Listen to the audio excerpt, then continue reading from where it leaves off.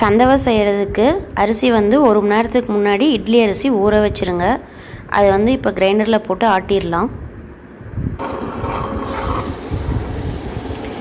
பாருங்கள், ரொம்ப நல்லா கெட்டியாக ஆட்டணும். தண்ணி ரொம்ப விடக்கூடாது. தண்ணி விட்டுட்டால் வந்துட்டு சந்தவை நல்லா வராது பதமாக.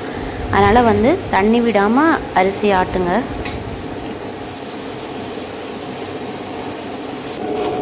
மாவு பாருங்கள், தண்ணி விடாமல் இந்தளவுக்கு ஆட்டி வச்சுக்கோங்க. தண்ணி கொஞ்சம் கொஞ்சமாக தெளித்து தான் ஆட்டணும்.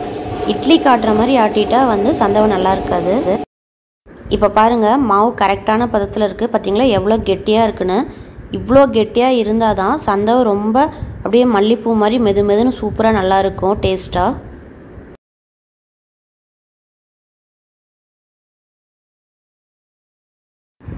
மாவு பாருங்கள், கிரைண்டர்லேருந்து எடுத்து வச்சாச்சு. இதில் வந்து 1 ஸ்பூன் வந்து தூளுப்பு போட்டு கலக்கி வச்சுக்கோங்க. பாருங்கள் எவ்வளோ நல்லா மாவு கெட்டியாக இருக்குதுன்னு. இந்தளவுக்கு பதம் சந்தைக்கு வந்து பதம் ரொம்ப முக்கியம். நாம் எப்பையும் இட்லி வேக வைக்கிற அளவுக்கு தண்ணி ஊற்றி வச்சுக்கோங்க. ஃபஸ்ட்டு இட்லி பாத்திரத்தில் முன்னாடியே தண்ணி ஊற்றி சூடு பண்ணி வச்சாச்சு. ஏன்னா டக்குன்னு நம்ம வச்சிட்டோம்னா சீக்கிரம் வெந்துடும். அதனால் ஃபஸ்ட்டே சூடு பண்ணிக்கோங்க.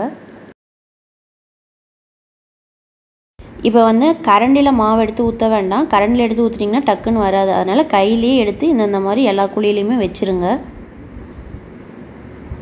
ஏன்னா இவ்வளோ கெட்டியாக இருக்கிறனால நீங்கள் வந்து கரண்டியில் எடுத்து ஊற்றுனீங்கன்னா ஊற்றுறதுக்கு சிரமமாக இருக்கும். அதனால் பாருங்கள், இந்த மாதிரி எல்லா குழியிலையும் மாவு எடுத்து வச்சுருங்க கொஞ்சம் கொஞ்சமாக.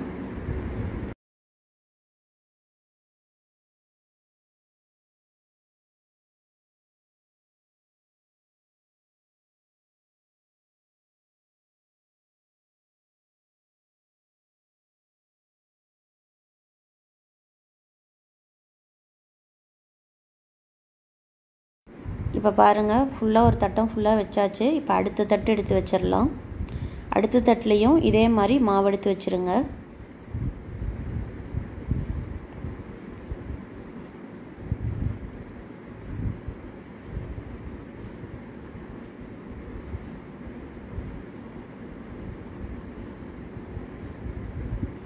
மாவு வந்து கரெக்டாக அந்த குழிக்கு தகுந்த மாதிரி வைங்க. ரொம்ப அதிகமாக வச்சுட்டிங்கனாலும் பக்கத்துலாம் போய் ஒட்டிக்கும்.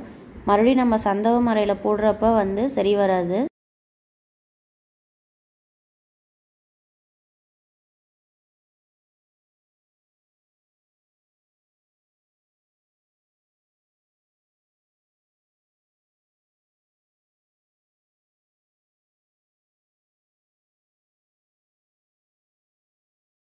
மாவு பாருங்கள், 2வது தட்டுலேயும் ஃபுல்லாக வச்சாச்சு. இப்போ வந்து மூடி போட்டு மூடி வச்சிடலாம்.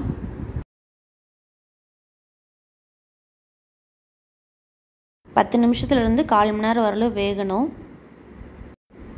எனக்கு வந்து 1/4 மணி நேரம் ஆச்சு. வாங்க ஓப்பன் பண்ணி பார்க்கலாம். பாருங்கள், நல்லா வெந்திருக்கு. இதுக்கு முன்னாடி ஒரு இட்லி மட்டும் பார்த்தேன் வெந்திருக்கா இல்லையான்னு. வெந்துருச்சு பாருங்கள், நல்லா வெந்து வந்திருக்கு.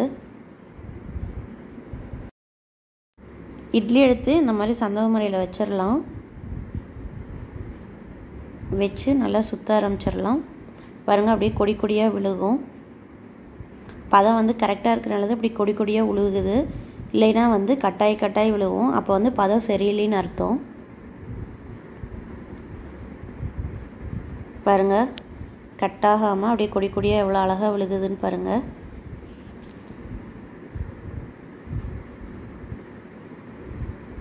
பார்க்குறக்கே ரொம்ப சூப்பராக இருக்குல்ல.